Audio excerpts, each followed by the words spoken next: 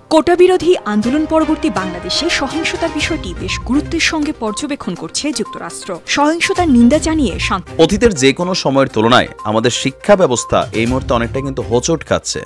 আসসালামু আলাইকুম ভিউয়ার্স, দেশ ও দেশের বাহির থেকে যারা আমার ভিডিওটি প্লে করেছেন জানাচ্ছি আন্তরিক শুভেচ্ছা ও অভিনন্দন। আশা করি সবাই ভালো আছেন, সুস্থ আছেন, আলহামদুলিল্লাহ। তো ভিউয়ার্স, কোটা বিরোধী আন্দোলনকে কেন্দ্র করে দেশের ভেতরে যে গণহত্যা চালিয়েছে এই স্বৈরচার সরকার, এটা নিয়ে জাতিসংঘ ব্যাপক উদ্বেগ প্রকাশ করেছেন এবং খুব দ্রুত সময়ের ভেতরে সরকারের ওপর এবং সেনাবাহিনীর উপরে তারা অ্যাকশনে যাবেন বলে এমন সিদ্ধান্তও জানিয়েছেন। তবে এই যে শিক্ষার্থীদেরকে গণহারে হত্যা এবং দেশের ভেতরে মামলা হামলায় মানুষ যে অস্থিতিশীল পরিস্থিতি এবং ইন্টারনেট সহ দেশের সকল যোগাযোগ মাধ্যম বন্ধ করে এই সরকার নিজের স্বৈরচারী প্রকাশ করেছেন এবং এটা দ্বারা তার কত দ্রুত পতন হতে যাচ্ছে জাতিসংঘের মাধ্যমে বিস্তারিত জানবো আজকের রিপোর্টে।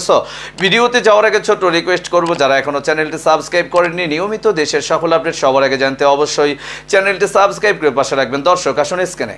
কোটা বিরোধী আন্দোলন পরবর্তী বাংলাদেশে সহিংসতার বিষয়টি বেশ গুরুত্বের সঙ্গে পর্যবেক্ষণ করছে যুক্তরাষ্ট্র। সহিংসতার নিন্দা জানিয়ে শান্তিপূর্ণ বিক্ষোভ কর্মসূচি পালনের আহ্বান জানিয়েছে দেশটি।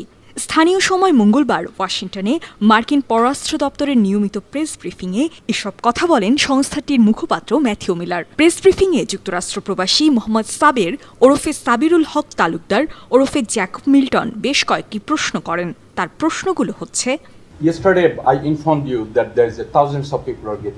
গতকাল আমি আপনাদের জানিয়েছি বাংলাদেশের প্রধানমন্ত্রী শেখ হাসিনার নির্দেশে হাজার হাজার মানুষকে হত্যা করা হয়েছে।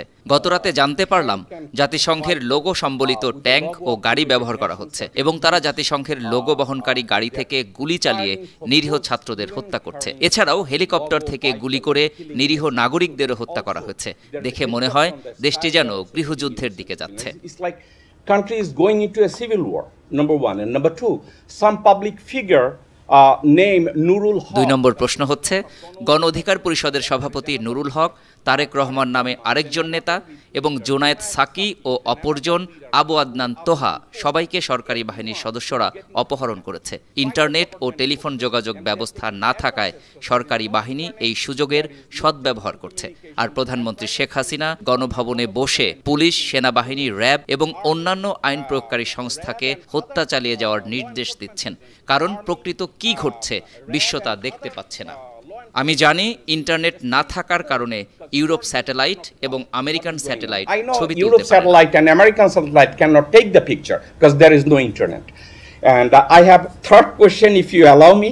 Do you think America, other than showing concern and expect something, do you think that country is on the right direction? Patuakhali সদর উপজেলার ইটবাড়িয়া ইউনিয়নের বাসিন্দা জ্যাকব মিল্টনের প্রশ্নের জবাবে ম্যাথিউ মিলার বলেন: আমি মনে করি মার্কিন যুক্তরাষ্ট্র হিসাবে আমরা সবসময় যা করেছি এবং আমার বলা উচিত আমাদের সর্বোত্তম সময়ে আমরা সবসময় যেটা করেছি তা হলো বিশ্বজুড়ে গণতান্ত্রিক মূল্যবোধের পক্ষে কথা বলা। আমরা নিশ্চিত করতে চাই এবং স্পষ্টভাবে বলতে চাই, বিশ্বের যেসব দেশ গণতান্ত্রিক মূল্যবোধকে প্রতিষ্ঠিত করেছে সেসব দেশ সবচাইতে শক্তিশালী হয় এবং আমরা এটাই অনবরত করে যাচ্ছি। এটি আমাদের সবচেয়ে বড় শক্তি এবং এটি আমাদের দৃষ্টিভঙ্গিকে পরিচালনা করতে থাকবে। এ সময় জ্যাকব মিল্টন জানতে চান, যুক্তরাষ্ট্র ও ইউরোপীয় সরকার যা করতে বলছে শেখ হাসিনা তা শুনছেন বলে ডিপার্টমেন্ট অফ স্টেটের মুখপাত্র মনে করেন কিনা। জবাবে ডিপার্টমেন্ট অফ স্টেটের মুখপাত্র ম্যাথিউ মিলার বলেন: So we will continue to make our priorities clear. আমরা আমাদের অগ্রাধিকারগুলো স্পষ্ট করতে থাকব। আমরা আমাদের মূল্যবোধ স্পষ্ট করার কাজ চালিয়ে যাব। স্বাধীন সার্বভৌম দেশগুলো তাদের নিজস্ব সিদ্ধান্ত নিয়ে থাকে। আমরা যা করতে পারি তা হলো মৌলিক স্বাধীনতার প্রশ্নগুলো, গণতান্ত্রিক মূল্যবোধের প্রশ্ন, মানবাধিকার প্রশ্নগুলোর কাছে যাওয়ার সঠিক উপায় বের করার জন্য দেশগুলোকে চাপ দেয়া এবং সেই পথে যাওয়ার আহ্বান জানিয়ে তাদের উপর প্রভাব ফেলতে পারি বলে আমরা বিশ্বাস করি। আর এটাই আমরা চালিয়ে যাব। And that's what we'll continue to do. এর জবাবে জ্যাকব মিল্টন আরেকটি প্রশ্ন করেন। তার প্রশ্নটি ছিল: Would you like to make a comment that they're using আপনি কি একটি মন্তব্য করতে চান যে তারা সামরিক যান, হুমভিজ এবং ট্যাঙ্কে জাতিসংঘের লোগো ব্যবহার করছে এবং তারা সেই গাড়ি থেকে বেসামরিক লোকদের উপর গুলি চালাচ্ছে এবং হাজার হাজার মানুষ নিহত হচ্ছে? কেন তারা জাতিসংঘের লোগো ব্যবহার করছে? জবাবে ম্যাথিউ মিলার বলেন: So I'm not aware of that specific report. আমি ওই সুনির্দিষ্ট রিপোর্ট সম্পর্কে জানি না। আমি মনে করি জাতিসংঘের কাছে এই বিষয়টি আপনার উত্থাপন করা উচিত। তবে আমি বলবো, আমি যেমন স্পষ্ট বলেছি, শান্তিপূর্ণ প্রতিবাদের বিরুদ্ধে যে কোনো সহিংসতার আমরা নিন্দা করি। প্রতিবাদকারীদের তাদের মত প্রকাশের মৌলিক স্বাধীনতা, বাক স্বাধীনতার মৌলিক স্বাধীনতা পালন করতে দেয়া উচিত এবং একই সাথে শান্তিপূর্ণভাবে বিক্ষোভ করার জন্য আমরা আহ্বান জানাই। They got raped, killed under that prime minister we called illegal, which is true. He is illegal, unelected Prime Minister Hasina Sheikh. What he is doing in my country right now is my concern. I know that concern of USA, and always we believe is superpower. And I live in this country, and what I say, what I can help from you for my country, Bangladesh. I want to see my country, Bangladesh live, and everything is smooth. জবাবে যুক্তরাষ্ট্রের পররাষ্ট্র দপ্তরের মুখপাত্র Matthew Miller বলেন, বাংলাদেশের বর্তমান পরিস্থিতি আমরা মনোযোগ দিয়ে পর্যবেক্ষণ করছি। আমরা আবারও শান্ত থাকার আহ্বান জানাই। সম্প্রতি বাংলাদেশে ঘটে যাওয়া সব সহিংসতার নিন্দা জানাই। সেই সঙ্গে শান্তিপূর্ণ সমাবেশের প্রতি যুক্তরাষ্ট্রের সমর্থনের বিষয়টি আবারও উল্লেখ করছে। এছাড়া দেশ জুড়ে ইন্টারনেট সেবা ব্যাহত হওয়া নিয়ে গভীর উদ্বেগ জানায় দেশটি, যার কারণে বাংলাদেশি ও মার্কিন নাগরিকদের সংকটের তথ্য পাওয়ার সুযোগ কমে গেছে। এছাড়া দেখামাত্র গুলি করার নির্দেশের নিন্দা এবং এ আদেশ বাতিলের আহ্বান জানিয়েছে দেশটি। স্ক্রিনে আমরা সে সম্পর্কে বিস্তারিত জানলাম। এই বিষয়ে আপনাদের মতামত কমেন্টে জানান, কেউ ভিডিওটি স্কিপ করবেন না। সরকার এখন পর্যন্ত যে সমস্ত রায় দিয়েছে, এই রায়গুলো কি আসলে আন্দোলনকারীরা মেনে নিয়েছে, নাকি তারা আবার নতুন করে আন্দোলনের কোনো সিদ্ধান্ত গ্রহণ করতে যাচ্ছে? আসুন আমরা আন্দোলনকারী সমন্বয়কদের মুখ থেকেই বিস্তারিত জানবো। অতীতের যে কোনো সময়ের তুলনায় আমাদের শিক্ষা ব্যবস্থা এই মুহূর্তে অনেকটা কিন্তু হোঁচট খাচ্ছে বিভিন্ন কারণে। আমাদের একজন শিক্ষামন্ত্রীও আছেন, কিন্তু শিক্ষকদের যে দাবি বা ছাত্রছাত্রীদের যে দাবি, এই দাবিগুলোর সাথে বরাবরই আমরা দেখি, এটা আজকে আওয়ামী লীগের দৃশ্য যে শুধু দেখছেন তা না, বিএনপির বেলায়ও সেম এই কাজগুলা, যে এই সেক্টরের একজন যিনি গার্জিয়ান, তিনি সবসময় তার অবস্থানটা প্রকাশ করেন এই সেক্টরের বাহিরে গিয়ে, বেশিরভাগ সময়, মাঝে মাঝে বাধ্য হইয়া হয়তো মানতে হয়। তো আমাদের যিনি এই মুহূর্তে শিক্ষামন্ত্রী আছেন, মহিবুল হাসান চৌধুরী নওফেল, তিনি শিক্ষামন্ত্রী, এর আগেও তিনি আপনার শিক্ষা প্রতিমন্ত্রী হিসেবে ছিলেন। তো এবার পূর্ণ মেয়াদে এই সরকারের দায়িত্ব নেওয়ার পর তার সেক্টরটা অনেকগুলা হোঁচট খাইছে, বিশেষ করে শিক্ষকদের আন্দোলন, বেতন ভাতার ইস্যু, সর্বশেষ কোটা ইস্যু। তো অনেকটা মনে হচ্ছে বা আমাদের যেই শিক্ষা পদ্ধতি, এখানে অনেক কিছুই ত্রুটির পর ত্রুটি সামনে আসছে।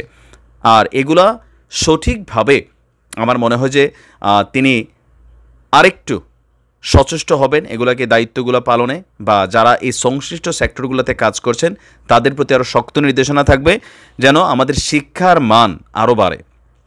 যাই হোক, এই মুহূর্তে সারা বাংলাদেশে যে শিক্ষা প্রতিষ্ঠানগুলো অনির্দিষ্ট কালের জন্য বন্ধ হয়ে গেছে, একটা বিবৃতিতে আপনারা জানেন যে প্রজ্ঞাপন জারি করে ভার্সিটিগুলো বন্ধ করে দেওয়া হয়েছে, হল বন্ধ করে দেওয়া হয়েছে, বিভিন্ন বিশ্ববিদ্যালয়, public school, primary school, college লেভেলে। তো কবে থেকে আসলে সব কিছু চালু হতে যাচ্ছে? জেলা প্রশাসকরা নিজ নিজ এলাকার পরিবেশ পরিস্থিতি সম্পর্কে জানানোর পরে তা পর্যালোচনা করে শিক্ষা প্রতিষ্ঠান খোলা হবে আর সিদ্ধান্তটা ওইভাবে নেওয়া হবে, জানিয়েছেন আমাদের শিক্ষামন্ত্রী। তিনি বলছেন যে শিক্ষা প্রতিষ্ঠান খুলে দেওয়ার মতন পরিবেশ এখনও তৈরি হয়নি। জেলা প্রশাসকরা নিজ নিজ এলাকার পরিস্থিতি জানানোর পরেই সিদ্ধান্ত নেওয়া হবে। শতভাগ নিরাপত্তা নিশ্চিত না হওয়া পর্যন্ত আমরা শিক্ষা প্রতিষ্ঠানে এই মুহূর্তে দরজা খুলতে পারছি না।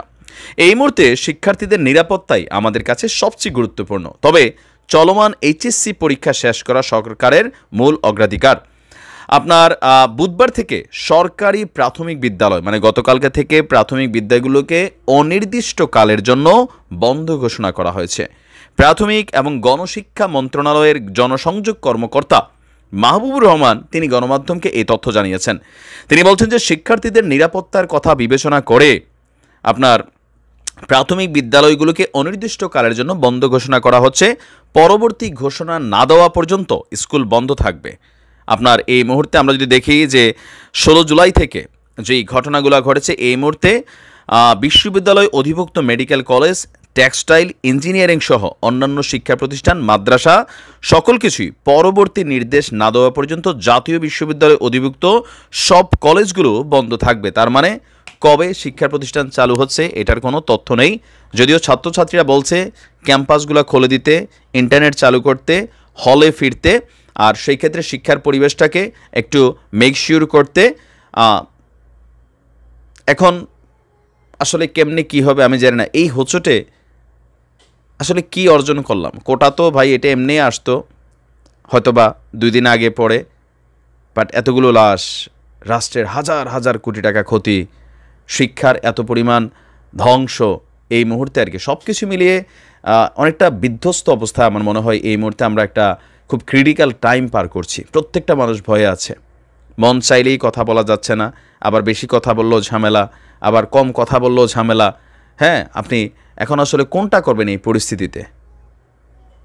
তবে আমরা চাই রাষ্ট্রের পরিস্থিতি খুব দ্রুত স্বাভাবিক হোক, স্বাভাবিক জীবন ফিরে আসুক। তবে যেই সকল মায়েদের বুক খালি হয়েছে, আমি আমার প্রত্যেকটা ভিডিওতে বলি, যারা অন্যায়ভাবে আমাদের এই ছেলেদেরকে খুন করছে, আমরা অনেকের ছবি, ভিডিও ফুটেজ দেখেছি। অনেক পুলিশ ভাইরা তারাও যেমন আক্রান্তের শিকার হয়েছে প্রায় 1300, আবার আমাদের সাধারণ মানুষও শত শত হাজার হাজার মানুষ আহত হয়েছে, পিকেটিং হয়েছে। দিন শেষে আসলে অর্জনটা যে কী হইলো আমি নিজেও বুঝি না। কোটার অর্জনটা আমার কাছে মনে হয় ওয়ান কাইন্ড অফ বৃথা অর্জন। দেখেন আমি কেন বলি, মেধা 93% দিয়েছে, তো মেধা দিয়ে কি আপনি সবগুলো চাকরি পাবেন? আবেদরা আছে না মাঝখানে বৈশা? আছে কি না? আছে তো ভাই। কেউ 20 লাখ 50 লাখ বলে প্রশ্ন কিনা ফেলবে। তো যেই এত শত লাশের বিনিময়ে, রক্তের বিনিময়ে যেই মেধার জায়গাটা আমরা পাইলাম, সেইখানে প্রকৃতপক্ষে মেধাবীরা কি বসার আসলে সুযোগ আছে? এই সিস্টেমকে আমরাই তো খাই। আমাদের মধ্যে কেউ না কেউ 20-50 লাখ টাকা দিয়া আবেদদের কাছ থেকে প্রশ্ন কিনি। তাহলে যেই মেধার জন্য এত জীবন ঝরে গেল, সেই মেধার ভিত্তিতে ফাইনালি আদৌ কি আপনি চাকরিটা পাবেন? দর্শক, স্ক্রিনে আমরা সে সম্পর্কে বিস্তারিত জানলাম। সো আজকের ভিডিও এই পর্যন্তই। ভালো লাগলে লাইক অ্যান্ড কমেন্ট করবেন এবং দেশের সকল আপডেট সবার আগে জানতে অবশ্যই চ্যানেলটি সাবস্ক্রাইব করে পাশে রাখবেন। দেখা হবে পরবর্তী ভিডিওতে ইনশাআল্লাহ। আসসালামু আলাইকুম ওয়া রাহমাতুল্লাহ।